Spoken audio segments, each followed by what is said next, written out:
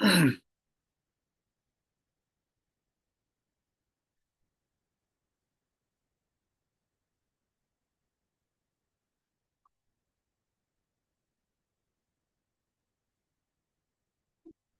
morning. And morning, I would like to talk about Buddha, Dharma, Sangha, mainly Dharma. And that's in structural of with Dharma teachings.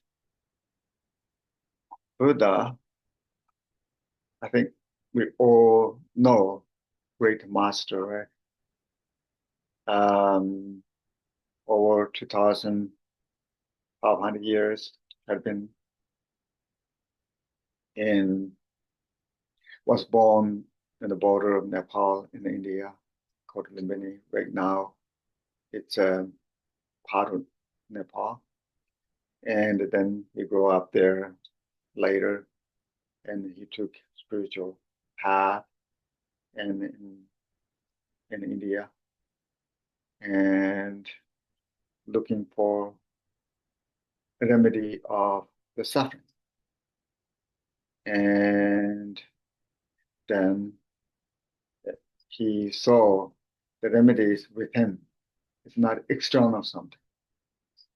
And through his spiritual journey, enlightenment, and he shared his inner wisdom over 40 years, 45 years. And that's we call Dharma, Dharma of scriptures. Many generations and kept his wisdom teachings and benefit from it. So that's I'm going to talk about Dharma of scriptures, Dharma of realizations, and how we can benefit from it, right? The one he see clearly, and all thinking beings have problems. The physical problems, that's he sees birth, suffering, aging is suffering, illness is suffering, death is suffering. And something has born, then it will die, end of something, right? It's something to gather anything, end of there, is separated. Something we build something, well, to solve it. This is what it is.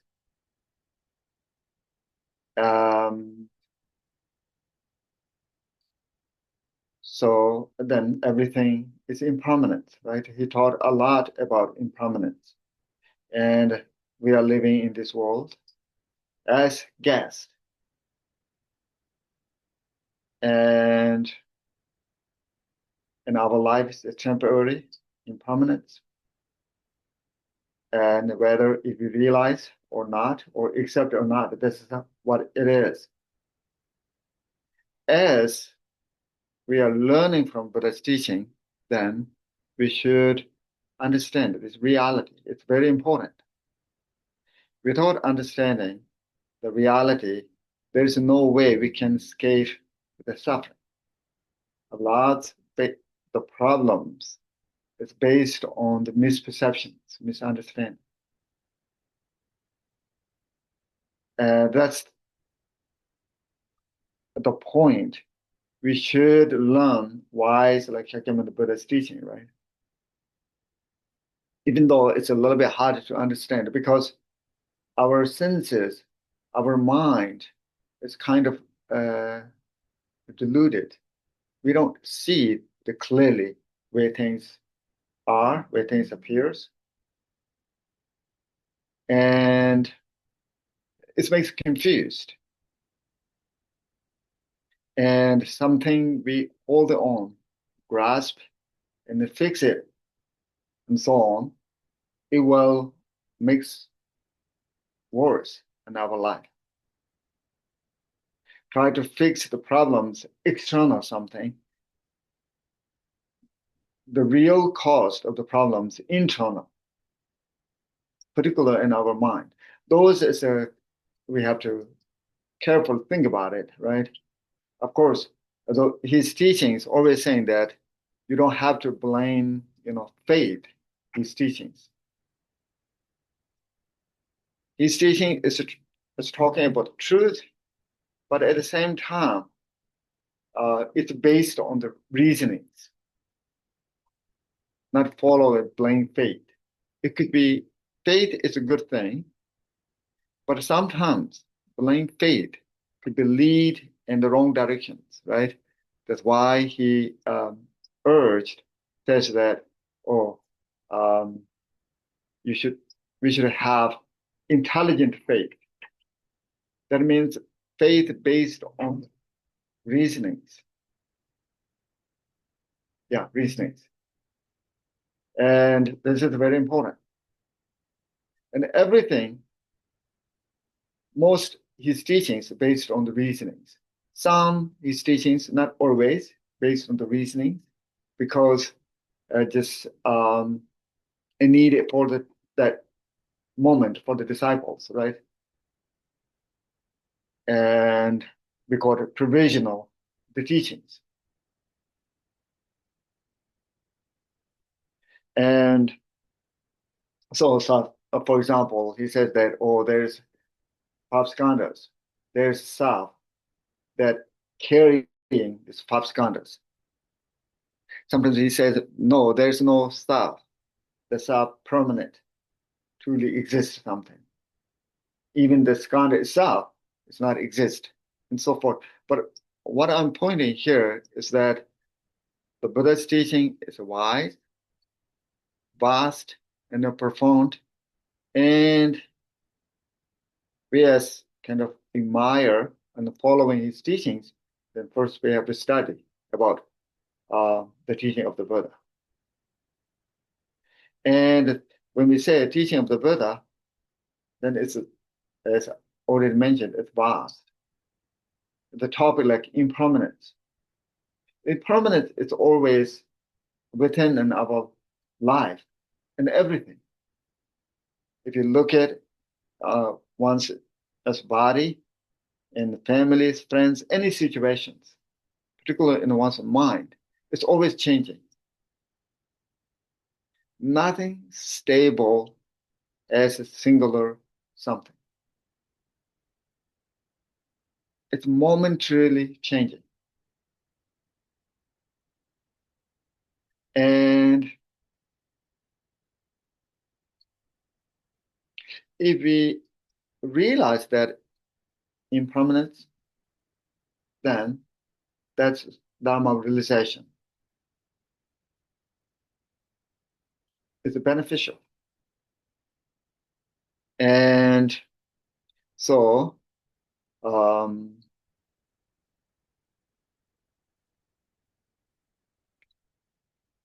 another part of the Buddha's teaching, talking about a lot of listeners.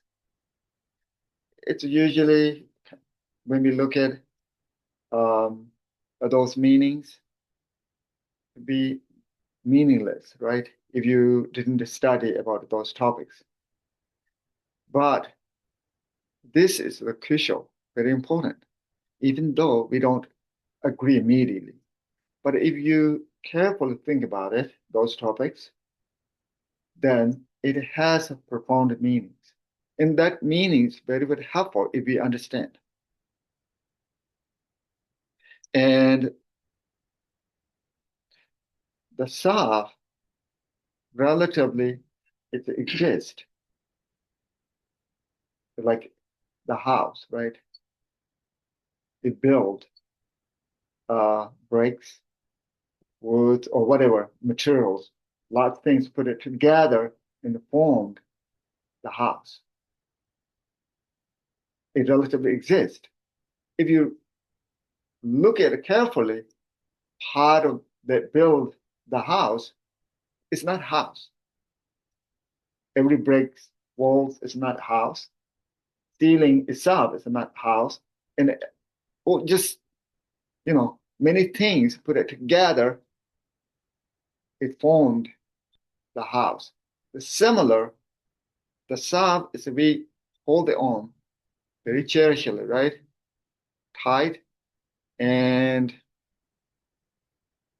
sometimes we call it ego clinging, self-centered attitude that usually we don't see. It's the problems. From Dharma, Buddha's Dharma point of view, this kind of mental attitude, mind is the main reason why we have struggle and suffer. As long as we hold it very tightly, cherished, the self, that doesn't mean, hated the self, or the bad view of the self. Of course not. If we understand the self fundamentally, then we have better view of the self. It's much better, more realized, filled with wisdom, right? The same as the Buddha Shakyamuni. He sees everything is the same as him. Particularly, everybody has potential to awake, not necessarily and continuously suffering in the samsara. So the point here, the selflessness, I always talking about these topics, not only just me. If you look at the large part of Buddha's teaching, it's talking about the selflessness. We do have many levels of this, um, um, the selflessness teachings. And Shavaka in the Buddhism, when Buddha has many, disciples, right, followers. Some we call it Shavakas, some we call it Patika Buddhas, some we call it Mahayanas, Vajayanas. They're all talking about the selflessness. Has a different perspective. And all agree to realize selflessness is important, right? And here, then how we can realize selflessness? Then we have to examine it, analyze internally. And is it our body itself? Is it our, feeling itself? It isn't. Is it one's own opinions itself? Is it whatever we learned something? We think it's me, the name, and possess thing, or it's mind called our opinions. Every part of it's not self. It's like breaks and words and words, wall and anything that build a house. It's not a house, right? Similar, every five skandhas, form, feeling, perception, formation, consciousness, it's not the self. Non-self, the five skandhas created the self. And another way of describing interdependent, these five skandhas interdependently exist, right? And it becomes self. To realize selflessness, then we have to look at the body, in our mind. At some point, maybe you realize the selflessness. There's no particular something we hold it on.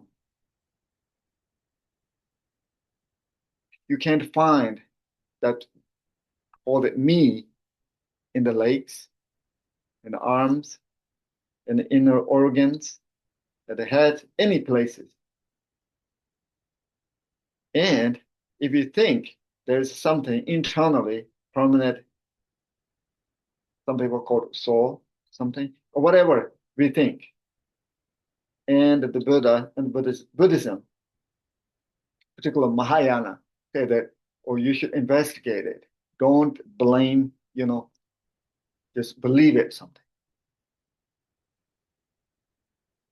use common sense. Even, yeah, common sense. Use wisdom, intellectual, if you need it. And then later you will find some sort of, oh, there's no particular self. And if you find that kind of realization, right, all your height, 10, all they own something, worrying will release.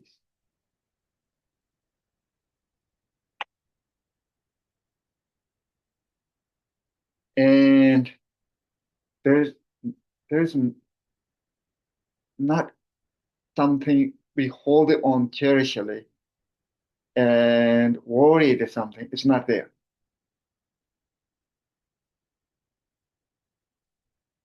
And that moment, I think you can feel it, your own real, interdependent self. Of course, we are not disappeared in here. Different version of the self.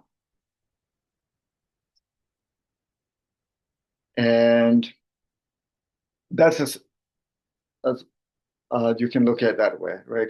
Try to realize the selflessness. And similar, another term is looking at emptiness. And one, from Buddhist point of view, we have um, problem is that we don't see the reality.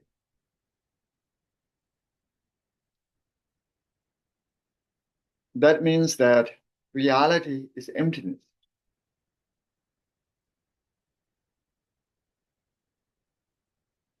And yeah, it's a little bit harder to understand emptiness. But if you long-term Dharma practitioner of study is Dharma, then those things, I think it's a goal, right?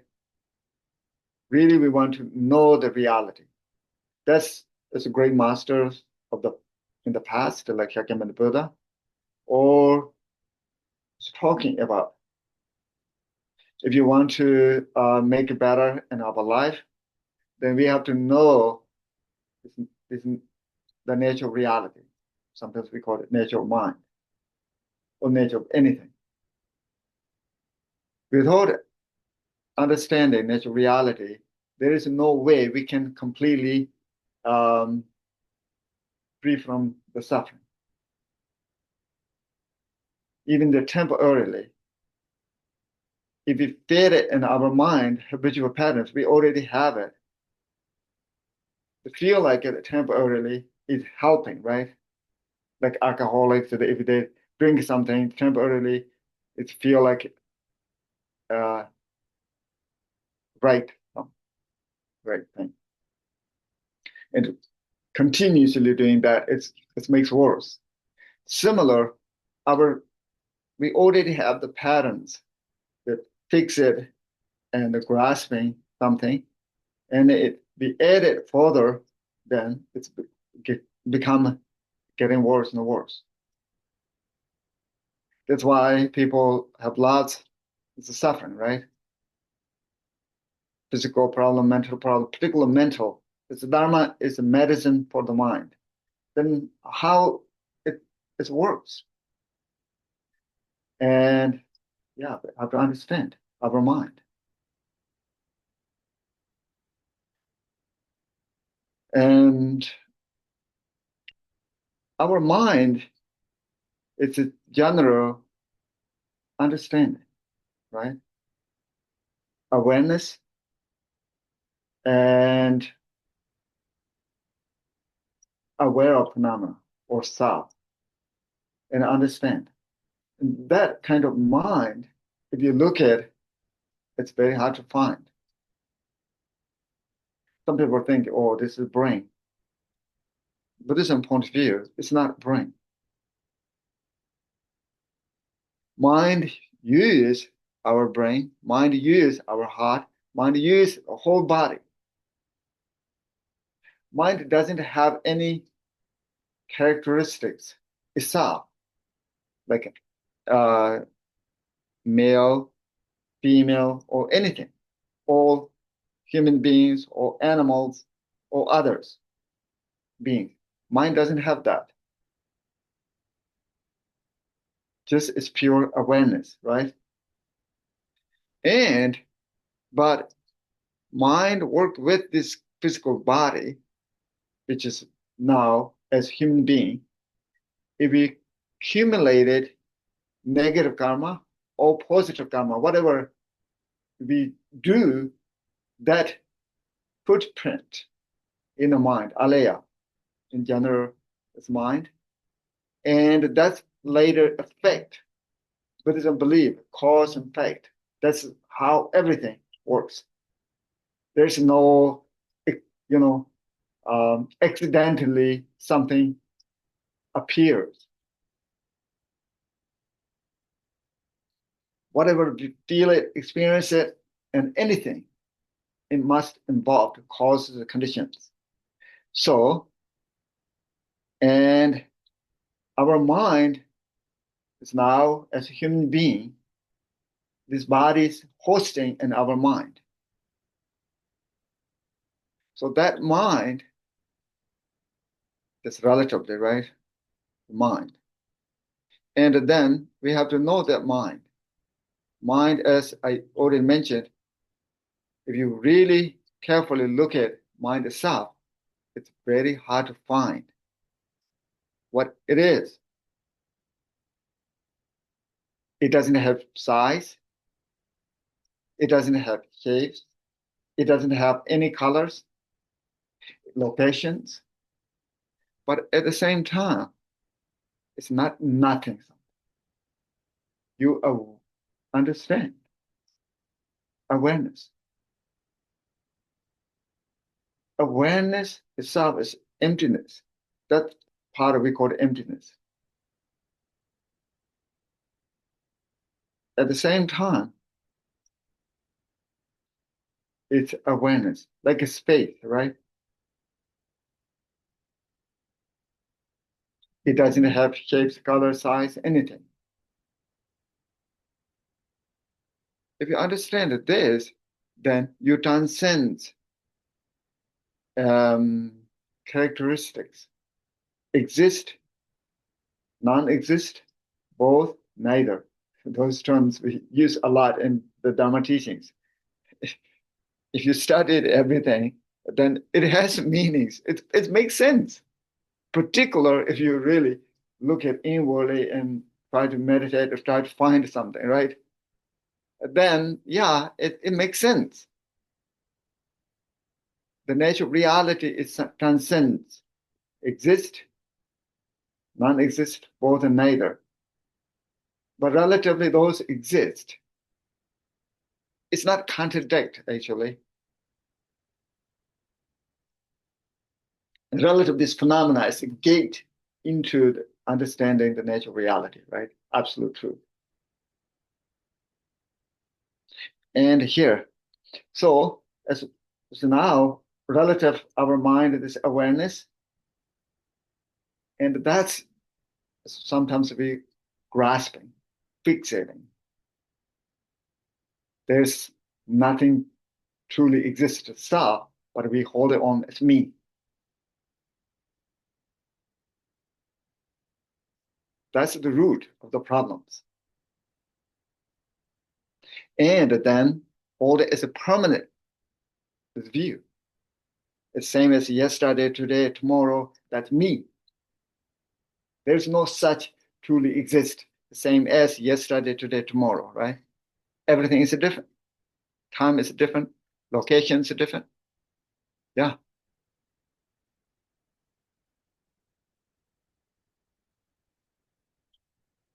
And we hold it on as me as permanently. It's the trouble. As Dharma practitioners saying that hold it as a guest, very short period of time here. Now is our time longest living in this world, the humans, it's like 100 years, right? It's like a wave of the ocean. One wave, then the others, just all the waves dissolved, right? Then another. Some Dharma teachings described that the birth is one wave, aging is another wave, and illness and the death is just like wave of the ocean, wave of the samsara. That's how it's moving. No one can stay permanently here.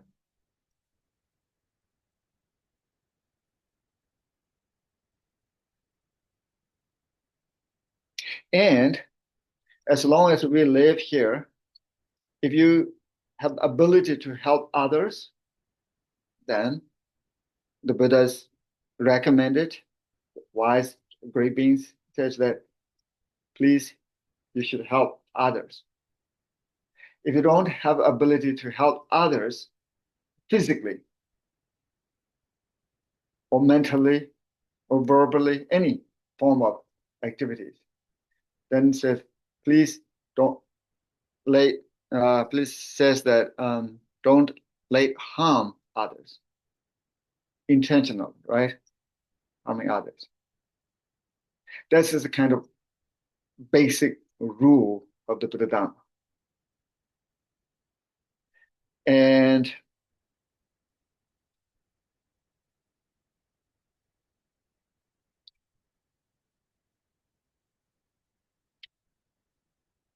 yeah, that is a Dharma of scriptures we should study a little bit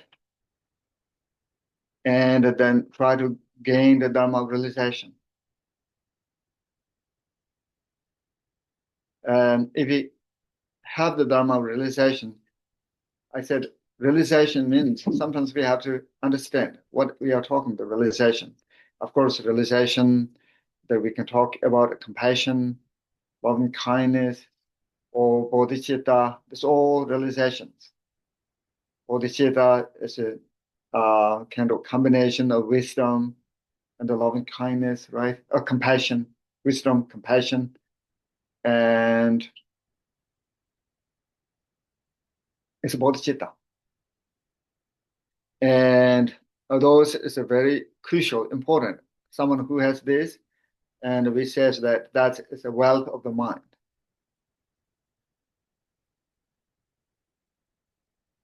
Uh, you can't accumulate it that internally. You can find it, you can buy something, right? That we have to develop internally. Have to spend a little bit of time to study how to do it. Then we have to cultivate it, develop. We already have seed of this. It's fundamentally nothing wrong, our mind. There's no such thin nature, right? Mind something. From Buddhist point of view, fundamentally, it's nothing wrong. It's okay. The little bit problem is that we grasped and then um, dualistic, you know, fixating things. That makes a little bit difficult. If we understand the fundamental level of this reality, then everything will be fine. Our mind is filled with free from delusions, confusions, ignorance, and feel like, yeah, awake.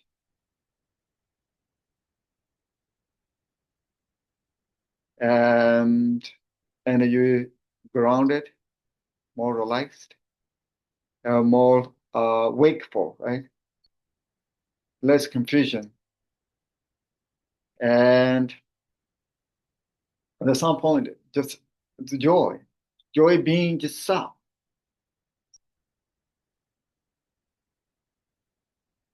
joy with Dharma realization. You can find the wisdom within the self, right? Yeah, that's what we call Dharma realization. It's very important. If we have that, then other material wealth is nothing wrong. Of course, we need it, taking care of this body, families, friends, and so forth. It's a very, very helpful. And also at the same time, we should have contentment, right? Otherwise, our mind is greedy, need it. Doesn't matter how much we have it. There is nothing enough. And the teaching says that even one person has wealth of the world, but still needed. Greedy, empty mind cannot fulfill completely material things. It's not needed, materially needed or hungry or thirsty something or heat and cold because it's mind, the craving.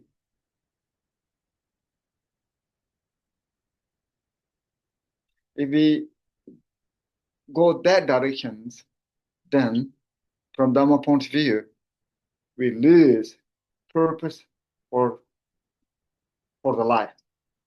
We lose its meaning for life. It could be slavery, the material thing. And it has a certain point, but these material things, as long as we are alive, then it's beneficial. Some point, everything is just have to leave, right? That's us. So lots of Dharma teachings is talking about. Even this body, we cannot take the width in our mind. Mind is not ending of this physical body. This is how Buddha's teachings describe it. Mind continuously go with. This is not just first ones. This is not last ones. This is part of our mind journey in the samsara, right? Wandering. Now we got it in this body. We think this is just to me, doing lots of things. Then some point leave it completely. Whatever carries with us is that what we do, good or bad, it's never wasting. We call it karma. And that's influence in our mind in the future journey, right? Then we will get another form, doing exactly the same thing.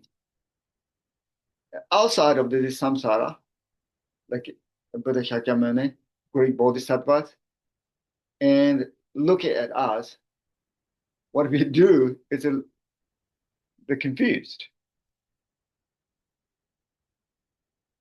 Yeah, that's the thinking beings, right? It's doing exactly the same early years, now in the here, and will do in the future.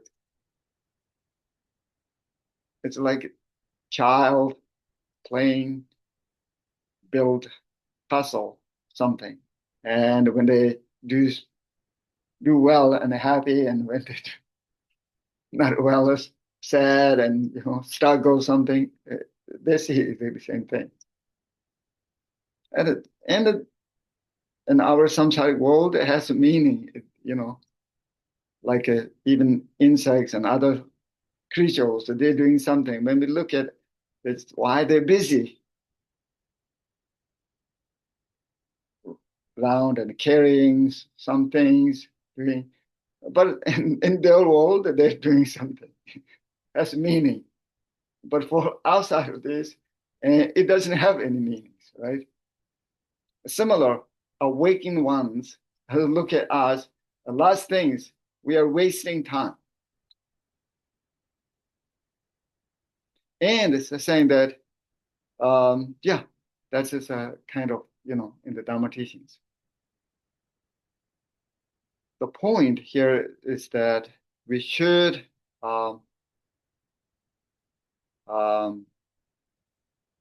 understand the fundamental level of the mind. Sometimes we call it natural mind. Sometimes in different terms, emptiness, sublishness, or whatever we use. And that we have to understand. And then the mind have familiar with it, right? If we do that, I think definitely it's a beneficial, it's a helpful. And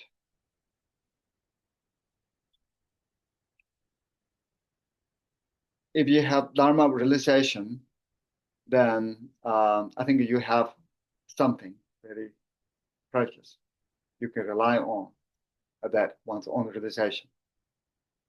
And that could be helpful when you have difficult times or good times, whatever. Any situations, you can rely on the Dharma realization. And you will have the better view of the self. And this phenomena, it has potential to awake, understand, and peace, and happiness. I think the crucial is, within. That could be understand through the study, through the meditation, through just open our senses, contact with this phenomenon, right? Sometimes you can realize impermanence. Just generally, we have the concept, know, understand. But real understand impermanence, yeah, it could be sometimes the stories, situation of the families, friends, and anything is what called wake up calling. And sometimes when you have difficult situations, it could be it's a gate to investigate it. There is a self or not. Maybe find there is no such the permanent self.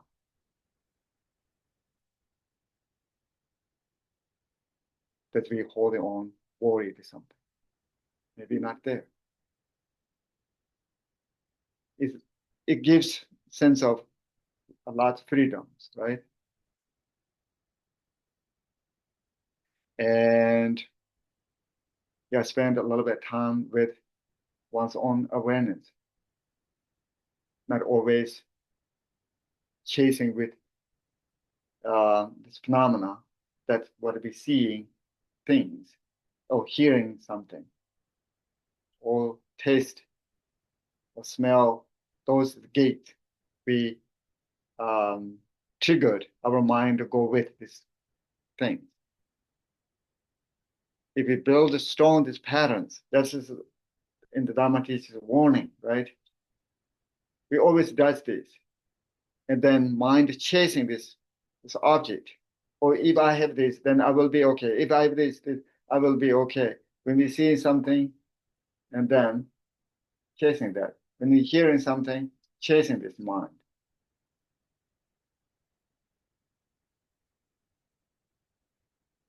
If we have this, then we feel like, oh, then I will be okay, right? I need it. But it's not okay. Someone who has this, they're not okay. If we get this, it won't be okay.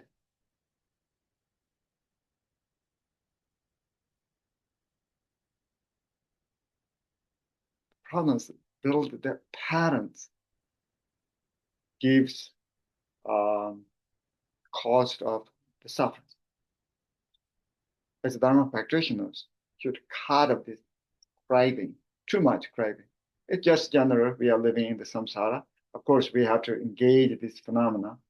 But if you understand this reality, then you have different perspective how we can deal with this this reality, right?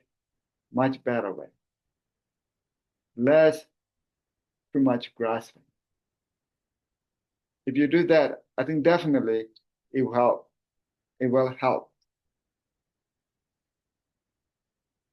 Okay, I think that's it. My Dharma talk this morning. If you have any questions, please raise your hand. Yeah, please. First, David. You want to talk about how when we know about these things that you were talking about, it makes us a better person and a kinder person. Can you talk about that a little bit? Okay. And if you understand the emptiness, we can say emptiness, and that person's less aggression, more wise, become, I think, a better person, much happier than this before. And that's, I think, effect in one's own life. And the sense of mind is calm, and most time is peaceful. Even some kleshas, anger, jealous, and others, kleshas are rising, but it won't stay that long. Subside very quickly. And then that's really affect on our life. And that's why even if you sit for 5 minutes peacefully, meditation state, it's not directly related to your work and other activities, but indirectly influence. And yeah, everything's interdependent. One negative could be effect. Soft is effect in others. It's many things. And one positive something, well, effect is similar. It's very interesting. Do meritorious activities, a good thing, is much harder than, negative. And for example, someone have to make it tough, right? You have to have large skills and manufacturers and hundreds, thousands have to involved to creating this. If someone wants to destroy this, you don't need any training. Just it's similar. If doing good things is not easy, to make destroy everybody, make angry, it's very easy. And the point here, yeah, a lot of causes, conditions involved here. And that's why I say this. It just said even 5 minutes contemplating emptiness or sublessness will affect in your other activities. And if your mind is much calmer and a peaceful state, I think it's definitely affect in other workplace or normal in the life and surrounding and people.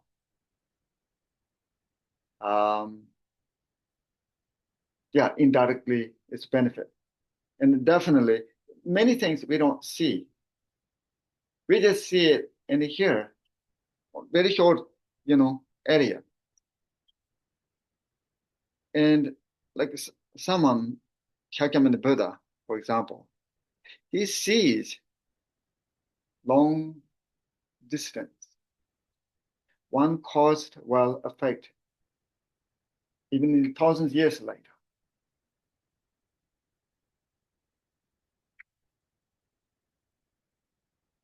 And yeah, our mind is not that great, you know. In our senses, it's a limit. What our senses, what are we seeing? Like red, we see here red. It doesn't. Every sentient being sees red.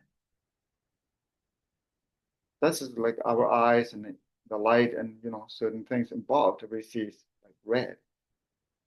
And there's some others, insects or others, has different perceptions. So someone who has very powerful wisdom, right?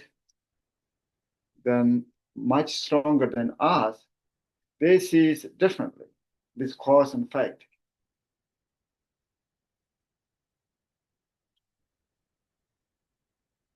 And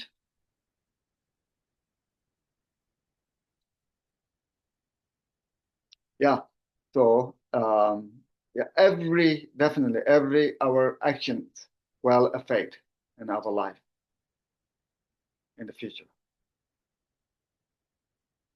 And even this moment, it will affect. Okay, yeah, something like that. Then, Okay. But earlier you talked about having the ability to rely on the Dharma for suffering, and also having the ability to rely on the Dharma when we're having good times. yeah. Can you speak more about how we do that in a practical way?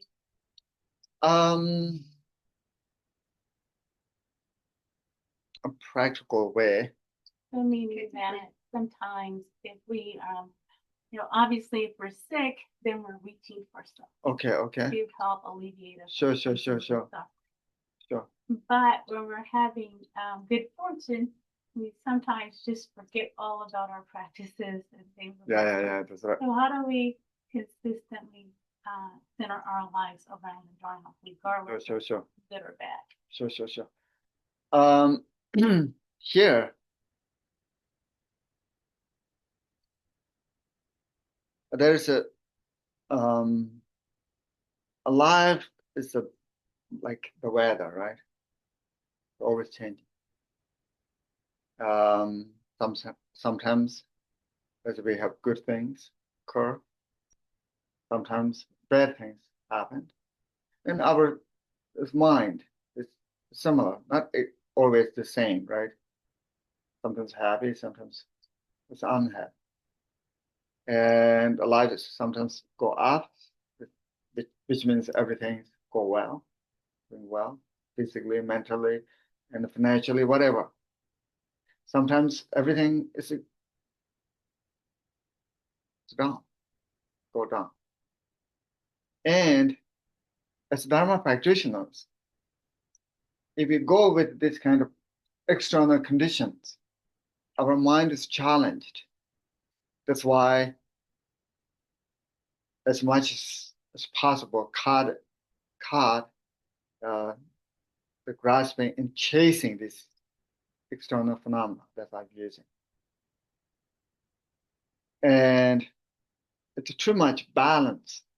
When we go well and up, become arrogant something, it's obstacle for the Dharma practitioners. And also when the lives go down, brings depressed, lose courage, something, it's also an obstacle. If you look at impermanent as the truth, there's many ways we can dealing with, right? Take it impermanent that we are talking about. Always Dharma is based on reality. Then when you go up, don't be, too much excited or become arrogant something. That is impermanent. It will change. That kind of cut of the little bit calm down. And at the same time, when we have bad situation occur, it's saying don't be, losing courage and hope something. It's going to change too. It gives this kind of balance.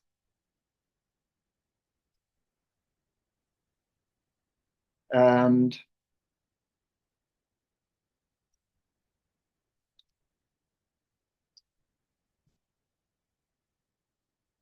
very important is that mind is not always chasing this external phenomena. If we do that, I think we will have a big problem.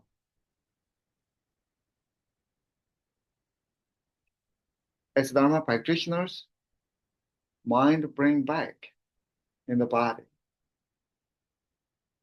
and all try to understand the mind. Sometimes just aware of it, without any distractions. And feel it physically, mentally, emotionally. It could be a tool to understand our mind. And sometimes maybe it's a cost of enlightenment, right?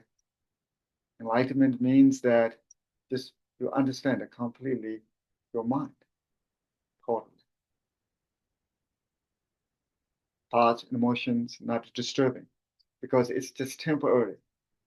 Like clouds never disturb the space.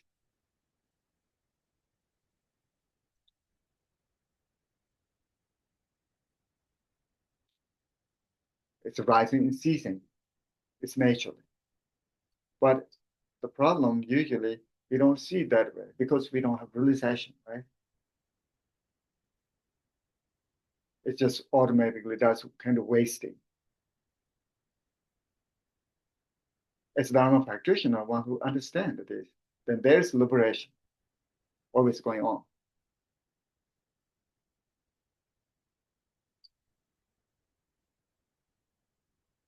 Yeah, something like that. Khenpo, a question. I started practicing meditation over the last 2 months or so. Okay. And I tend to do that alone, in private, and I control the setting.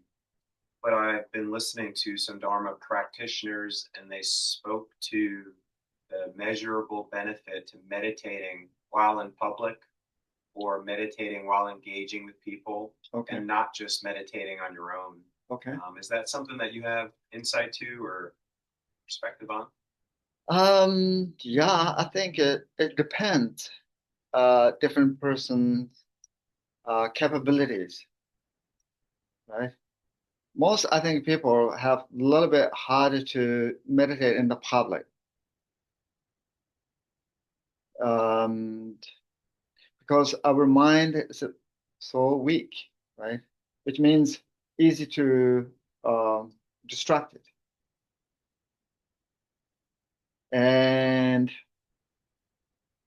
if your mind not distracted in the public, then that's, I think, very powerful. Like a mindfulness, right? Aware of it.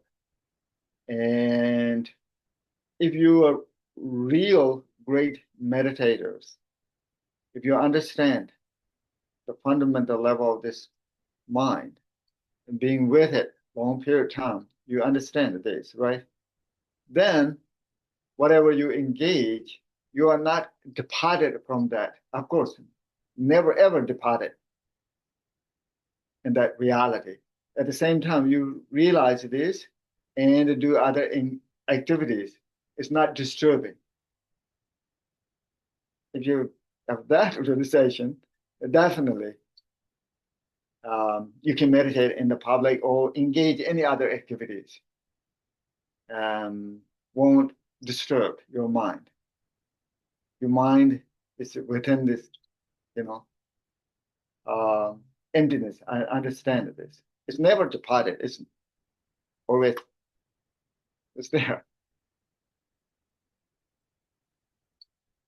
Yeah, something like that. Okay. Lenora?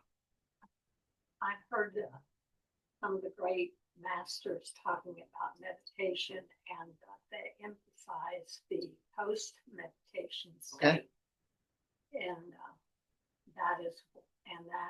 they mention that being aware, I mean, since our mind is